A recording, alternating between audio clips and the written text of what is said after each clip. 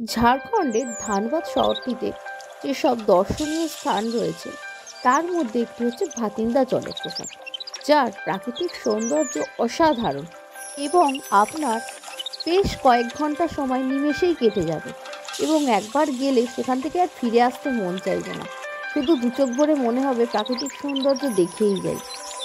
এবং এর সাথে সাথে ঘুরে নিতে পারেন তোপচাঁচি লেক, যা একটি পাহাড় বেষ্টিত লেক।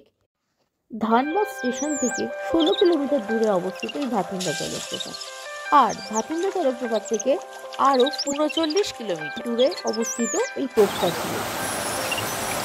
চলুন এক ঝলকে এই ভাতিন্দা জলপ্রপাতের সৌন্দর্য আপনাদের একবার দেখিয়ে দিই।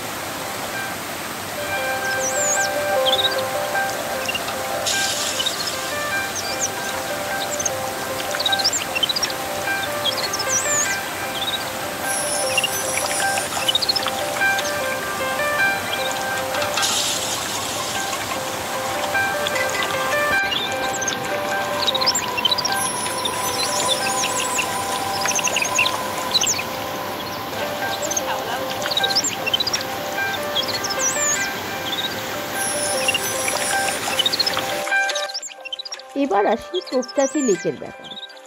এই তোপচাঁচি লেকের সৌন্দর্য কিন্তু ভাতিন্দার থেকে বেশ কিছুটা পিছিয়ে। এখানে যেতে গেলে কিন্তু আপনাদের প্রথমেই গেট পাস লাগে। এই তোপচাঁচি লেকের ঢোকার একটু আগে বাঁদিকে মহানায়ক উত্তম কুমারের পৈতৃক ভিটে দেখতে পাবেন। এখন যে জায়গাটি দেখছেন এর নিচে অনেকেই স্নান করেন।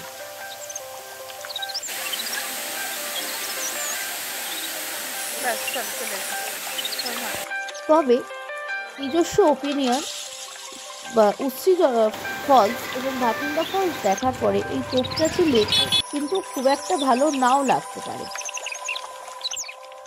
প্রথমেই ধানবাদ স্টেশনে নেমে ওখানে দেখবেন প্রচুর অটো এবং কার রয়েছে।